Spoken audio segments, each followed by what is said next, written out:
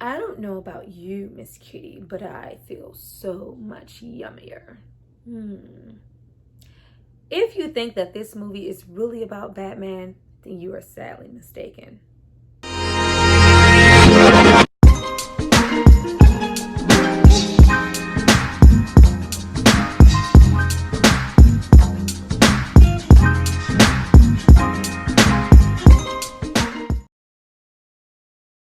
Hi you guys, welcome back to my channel. It's Tyra here with another struggle review, here to discuss Batman Returns. Now, this movie is from 1992. It stars Michael Keaton, Michelle Pfeiffer, Danny DeVito, Christopher Walken. That's a nice lineup. Now, before I get into what I really think about this film and just why I don't think that this is a Batman movie and how, even though they made Batman a secondary character in his own movie, we still managed to love it so much, I need you guys to drop down and subscribe to my channel and like this video. I'm going to give you guys a moment to do that, and then we're going to come back and discuss all things.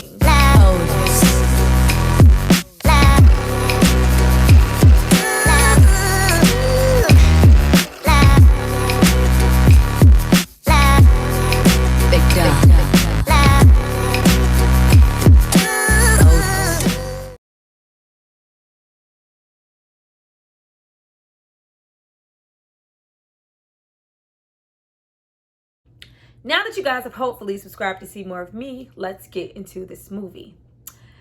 There has been too much trash, in my opinion, thrown on the 90s era Batman. Like, I can't speak for nobody else. And I love the more, serious tones that we got, in 2000s, the whole Heath Ledger, Joker, and the extra strong masculine ass Bane.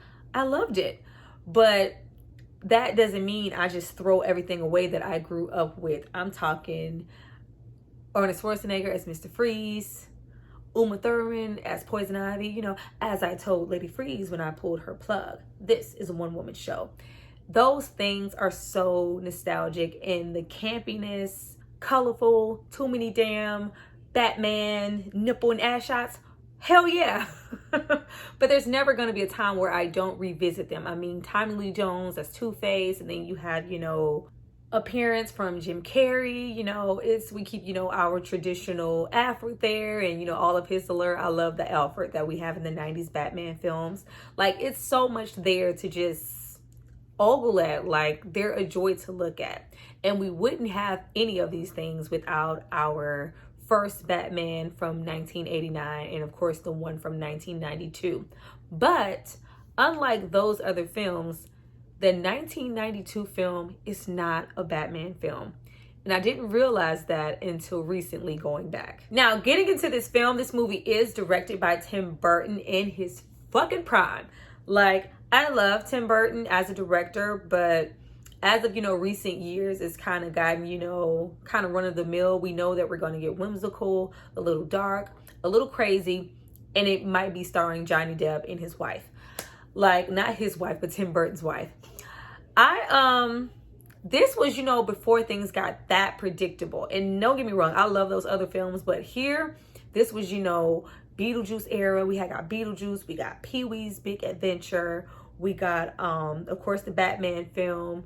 And we got, Edward Scissorhands. Like y'all see the joy that came. Like, oh, man. I just absolutely love that. And here, we got this movie right after we got the Edward Scissorhands film. And going back to rewatch this, there are so many aesthetics and influences that are very Edward Scissorhands. Like, just coasting through the kind of Gotham City. And Gotham looks like Gotham, and it's really dark. I love how dark this film is, especially once we got to the later 90s, which I love. But here, this movie was the perfect mixture of camp and dark, and it just didn't go overboard. Later we got into all the fluorescent colors you would ever want to see, but everything is so like dark and like damn near gloomy here, which I love, for Gotham City. But there are like a lot of influences here from Edward Scissorhands, like the home that he lived in, and just kind of how everything coasted, Edward cutting those bushes down. A lot of that is here, and the scenery for and also Beetlejuice for this film. And even the score, I went back to listen to the Edward Scissorhands score in the movie and match it with kind of the music that's playing here. It almost matches to a T. It just kind of feels like it was kind of like, you know, some leftovers. And that doesn't make this a bad film at all. But right about as soon as the movie began, I realized that this was not a Batman movie. And I just couldn't understand why I had missed it for so long before. We literally don't even start this movie off with Batman. We start with the Penguin. We have, you know, oh my, we're gonna get, you know what, let's just go now. Fucking Danny DeVito as the Penguin, Oswald Cobblepot. Oh my goodness, some of his best work. Like, I was so amazed here going back at how intense he threw. Like, I don't know. When I think, you know, character actor, I don't think of, you know, like Danny DeVito. I just feel like I see him. I don't know. He's just here. I was like, I didn't know he was giving all of this back in the day. Like, him acting like the fucking Penguin from the time, you know, that his parents kind of throw him down the drain and he drift off and he's, you know, taken in by the penguins. And, you know, we kind of first see him. This is as much his story arc as, you know, Catwoman, and we're going to get to her. This is not about Batman at all. This is like practically not a Batman film. I really feel like Tim Burton wanted to venture off into, you know, other aspects of the Batman franchise, but maybe, you know, the studios weren't with it, or he just didn't, you know, believe in it enough to just call it his own thing. This is literally the Penguin and Catwoman movies that we've always wanted. This movie is about those two. And Batman is kind of a background character. But I think that's, you know, the charm of the movie, that we just get something different here. You know, every single Batman film is essentially about Batman, all the way up from that 1989 film all the way down to, you know, the most recent one that we're going to get soon with Robert Pattinson. It's about him. This is the one film that it's not about him. And we have never properly gotten a real Catwoman movie. And love you, Halle Berry, but no. Or, you know, a Penguin Cobblepot movie. We've never gotten that. This is that. And I think that's the allure and why we love it. Now, after we get, you know, those lovely opening shots of, you know, Gotham City and that damn baby carriage flowing on down the drain and Cobblepot being cast off, then we get into Miss Michelle Pfeiffer. And at this point, it was just, you know, really, really solidifying to me that this isn't a Batman film, because we were literally like almost 10 minutes into the film and we had yet to even see an appearance from Batman, because we are focused on Cobblepot and Catwoman. Getting into Miss Michelle Pfeiffer. Oh my goodness. I love her setup here of being, you know, a little, like, you can tell that she's really smart and good at her job, but she's, you know, presented as a little spineless, not, you know, really being able to speak up for herself. She's, you know, kind of cast off by her boss, played by Christopher fucking Walken.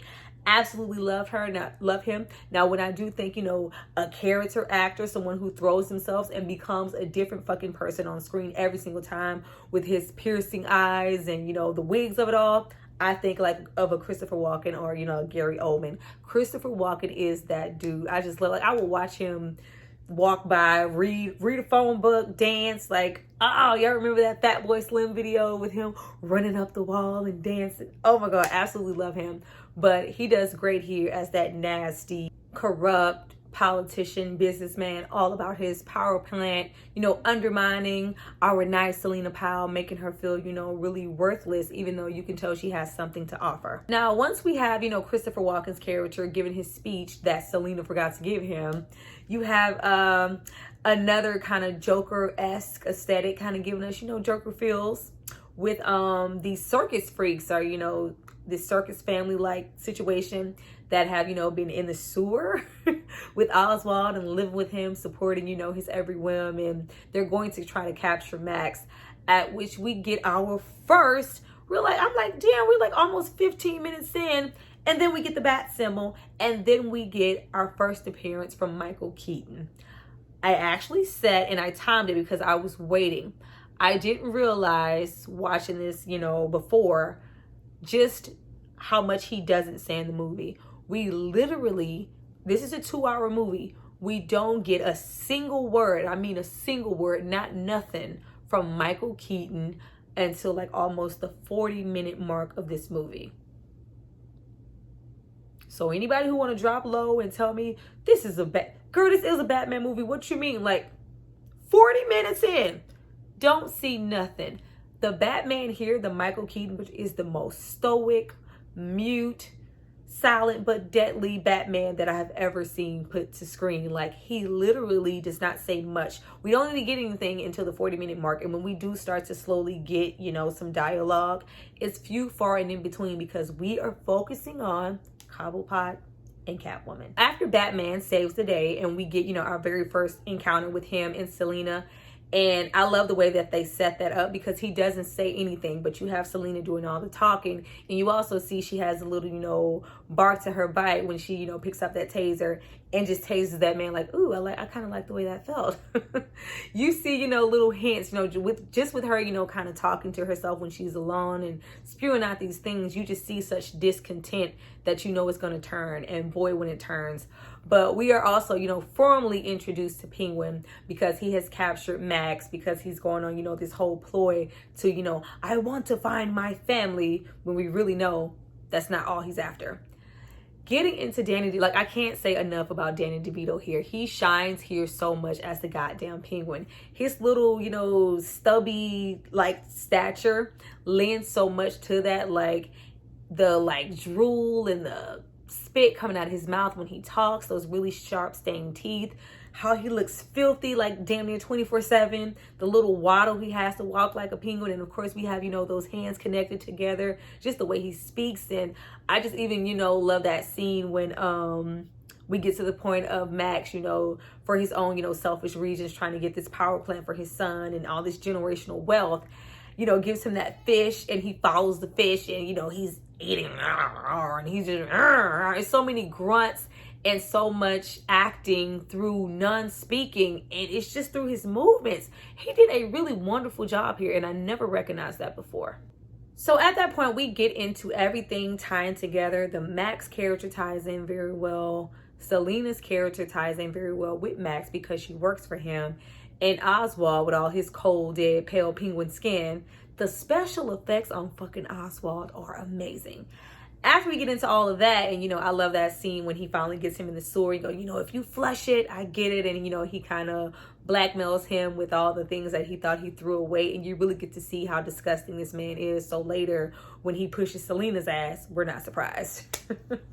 But we have these two really great story arcs going on. You know, we have Penguin, who has his own agenda, and he's, you know, kind of got an image consultant, and Christopher Walken has seen, you know, the way he could use him, because Bruce Wayne is now working with the mayor and trying to stop his power plant, that's gonna, you know, suck all the power out of Gotham, you know, for his own greedy tendencies.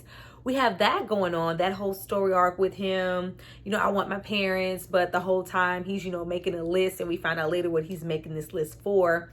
And just, you know, him cleaning up and just being beloved by the public, just because from the outside looking in, he's just, you know, this lost soul, this poor, you know, disfigured man who's been, you know, cast off, and, you know, he has the best intentions, when all the while we kind of have Batman chiming in a little bit just to say, you know, hey, I don't trust that shit. I feel like he's up to something. We got that going on, you know, with his story. But then we have, you know, this really big story arc happening with Selina Powell, who I really feel like this movie is about. This is the Catwoman movie that we've always wanted. When I think of Catwoman and my, you know, favorite personification of that, we have had, you know, a plethora. We've had, you know, Marcus, I'm not wearing any panties. Eartha Kitt, of course, she was great as Catwoman. And then we've had, you know, the recent ones with like Anne Hathaway, and of course Halle Berry. This by far is my favorite. She was the perfect mixture between, you know, those feline tendencies, but also, you know, feminine, but also a little dangerous and sexy, all these things that, you know, come together to make a really great Catwoman. You know, we've got many, but, you know, like the Halle Berry, it's just too much focus on the sexy part, not enough, you know, hey, this is, but it doesn't really feel like this Catwoman can really handle herself. She was all of that and more, and she had the bombest fucking Catwoman suit, I think, out of everyone. But getting into Michelle Pfeiffer, and her being Selena Powell, and a whole thing with her going into her all pink apartment, and it's you know, her little hello there on the wall that eventually turns into hell here. Absolutely love that. But you see, you know, how much she just really hates her current life, and you know, it's like she can't get a date, and she's some lonely spinster with cats, up until she has that messages that reminds her to go back to the office, and she's a little too smart for her own good, investigating, you know, about the power plant, the waste, all these toxic things that our, you know, Max Shrek is doing. At which I love that scene when she's like, oh, we're gonna do kill me, and he's like, whoo, goddamn, I thought you were gonna kill me. Wham, and pushes her ass out the window. And you know, she falls, and you have those cats around her, that great scene. And this is about her, that whole story arc, that it's so long. Most of her sequences are really long and really get you invested in her character, even more so longer than, you know, Cobblepot. I really watched this film for her. But, you know, you have her come back, and, you know, she has these 9 lives all of a sudden. And she comes in, and she, you know, destroys the whole fucking apartment and spray paints everything and stitches that suit. At which she comes out, and she's a totally different person than she was before. Even though we saw undertones of it in the beginning, everything that, you know, she was keeping tucked away comes through. And we get that I feel so much yummier. Like, her lines here, her aesthetic, her looks, the acrobats, her as Catwoman is fucking fabulous. I love, you know, how piercing Michelle Pfeiffer is beautiful. Her piercing blue eyes that, you know, pop out in that mask and that red lipstick. Girl, what? Bitch. You know, running around town, roaming around, skipping, prancing, flipping and shit, discovering herself, you know, saving but not saving. This is so much about her that we go on this whole roller coaster of her not quite deciding, you know, do I want to be a hero? Do I want to be an anti-hero? Do I want to be a villain? I don't know what I want to do, you know, with my newfound flexibility and power and flips, but I just know I feel yummy and I'm looking good walking around this bitch. Like, I just, you know, I just want to cause a stir. I'm here. I'm fabulous.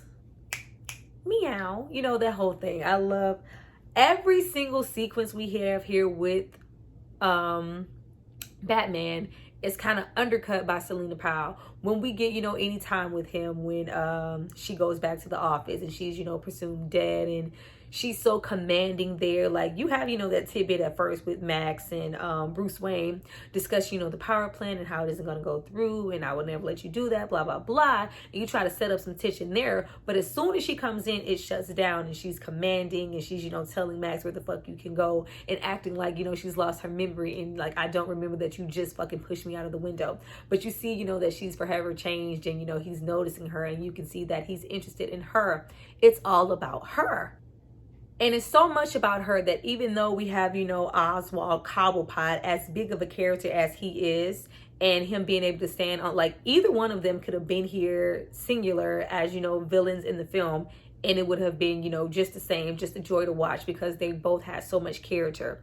But they come together because, you know, you have, I love her skipping with that whip. Like, she was handling the shit out of that whip and just causing havoc. And of course you have Oswald here on a rampage doing, you know, causing a scene, trying to, you know, act like, you know, he's saving Gotham, even though he's, you know, throwing out these circus freaks and they're, you know, raising havoc, and he's, you know, trying to create a distraction and, you know, get all this support for him as mayor. So you have that going on. But you just have Bruce Wayne, and he's there. When we do pull him in, it's only because, you know, we get into all this sexual tension between him and Catwoman, and I absolutely love it. You already see that they have interest in each other, and you know, we pulled that whole, oh, they have a mask on, so I don't know that's Selena, and I don't know that's Bruce Wayne. But you get so much tension. Those scenes are so good between them, and I think that they're so good because of Catwoman. Like, Batman brought nothing here. He's literally there to show up. He saves the day. He, you know, in this movie, unlike the first one, he has, you know, a lot more gadgets and, you know, little tricks and things to pull out. And the car is, you know, geared up and, you know, does different things than it done before. But we pull in Catwoman and Oswald because they team up to try and, you know, take him down, you know, and all of that. And you have that nice banter between, I love those scenes with them, and, you know, her on the bed and purring, and she's about to eat the bird and let it go, and he's about to stab the cat. Really great shit. But but it's all surrounding them and based on them. It's like, we want to team up and, frame Batman and take him down because he's, dimming what we're trying to do in Gotham. We're trying to rule and frolic and do whatever the hell we want to do. And he's throwing a monkey wrench in that. It's all about them. This is not a Batman film, guys. Even when we get into, their first encounter and them dating and hanging out and getting, into all of that, extra tension and them really falling for each other, it's still all about Selena. And I love that scene when, they make up a lie so they both can go after their kid. Like, it was set up really well for them to, I love that eventually in the film we do have them figure out who they are behind the mask. That was, a nice change. I love that. But it's still all about Selena. It's about her arc and really realizing who she's becoming. Does she like it and does she want to continue? It's all about her. And when we do get into framing Batman, I love that scene because just, her conscience. It's like, I thought we were just going to scare the Ice Princess, after kidnapping her, to frame Batman. I didn't know that, we were planning to kill her. And that whole thing happening with them. And when we do get a little time there to focus on Batman, it's, still to push Oswald's narrative along and what he's trying to do in his agenda. There is no point in the movie where I just really felt like Batman was, really in control and really the narrative to focus on. It was like, okay, I'm doing this, we're going to do this to his car. And, we have those really great tricks and, from him running from the police because he's been framed for, killing the Ice Princess. But it's still about Oswald. So when he, takes that moment to, record Oswald's voice on a damn CD, y'all, CDs. And, he, feels like he's lost out on, killing Batman once again. It still feels like it's all about Oswald. There was no point in this movie that I felt like, oh, this is where we get into Batman. So getting into the end of the film after we've spent, a whole 2 hours following Oswald and mostly Catwoman and their story arcs and their development into these, grand villains. Because you got to remember, Oswald wasn't, a big villainous yet. He spent a lot of his time in the sewers in hiding, and this, was his whole coming out situation. And then you have Selena Powell. She's changing every day, losing a goddamn life every day. I love, when she, dismisses his advances, and she's like, I wouldn't touch you to scratch you. And he, lets that umbrella go, and she falls into that damn greenhouse and sits up. Ah! Absolutely love it. So when we end the film with, the public really finding out the questionable character that Oswald really is and throwing those damn tomatoes at him and him really, coming into that masquerade party and revealing his real plan all along was to kidnap all the firstborns and, cast them off like he felt like he was, and ends up capturing Max Shrek instead after, Batman captured all the kids and he couldn't get that under control. And then we have, Selena Powell here, who's also shown up at the masquerade dance. And that's a moment for them to not only dig into her character, but also have her say, her real intentions. And he's, who do you think you are, to kill Max? We're not those kind of people. What are you doing? And they, have that same dialogue that they share with each other about the mistletoe when, they're about to kiss. And they really say without saying, I know who you are. Don't do this. We can be so much more than this. The man or the woman behind the mask, and I'm tired of him. Really great dialogue in that scene. But it's all about her and it's all about Oswald. So once we get, to the complete ending of the film and you have her, all geared up as well as him, and you have that battle between, Batman and Oswald, and he's sending, the little stiff ass penguins out to blow shit up. And you have Selena also contemplating, because once we have, Oswald kind of taken out of the picture for a while after that, thing with his penguins doesn't work out so well and Batman steps on that shit as only Batman does, we end with what Selena wants, because this is about fucking Catwoman. We have her, really contemplate, do I really want to take that step? I've died like 5 times now, got 3 lives. Do I really want to take that step and really murder someone? It's like the last thing left of her humanity would be gone if she actually went through with murdering Max. And then you have Batman on the other side, don't do this. We could be together. We could be better than this. This is, let's just take him to the police. And she's just feeling like internally we're on different planes. I'm never going to be that let's take him to the police woman. I want to murder his ass, and this is what I'm going to do, and proceeds to, give me a kiss, Santa Claus, and, completely electrocutes, her and him, at which she disappears. And you just have Batman kind of left in the wind. And I love that death scene between the Penguin and him waddling over and trying to, have his last hurrah. He's like oozing and falls down flat and dies like a penguin would, and the penguins come and send him on home to glory. Absolutely lovely shot. But you have everything just lingering on her and what she didn't want to do, and it's not about Batman at all. Even the last freaking frame is, him searching for Catwoman and not finding her, and just feeling like, I didn't find her body. I know she's alive. I know she's here somewhere. And you have that bat symbol pop up, and she pops up. The last shot of the movie is fucking Catwoman. This is not about Batman. This is about Catwoman. Well, you guys, that was my review for Batman. As you guys can see, I really, really did enjoy this film. I can see why critics and fans alike kind of, threw this film by the wayside and kind of tore it apart and, kind of dissect it, because it's not essentially a Batman film. But that doesn't make me love it any less. I love it even more, because at this point, I really don't think, maybe Catwoman, but, Oswald is not a hot commodity like that these days as far as, getting an individual story. And they got it right here. So the fact that this isn't solely just about Batman doesn't make me love this movie any less. I love the direction. I love the look. I love the casting. I love the special effects. Everybody came and did what the hell they needed to do. Just because it's not about Batman doesn't, don't throw this out. Don't throw this out. This is a great film. It is worth watching, worth going back to. I was never bored. And even though we didn't, have all the Batman we wanted, we got all the Catwoman we wanted. Like, y'all, there is so much. If you go back, there is so much goddamn Catwoman here. It's ridiculous. So if you really, really want to go and watch a really, really good Catwoman film, go watch Batman Returns. I see you guys for my next video. Please drop down, get in those comments. Tell me what you think about this video. Do you think I'm right? Do you think that this was a Batman film and I'm tripping and I missed something? Drop down and tell me that. Bye.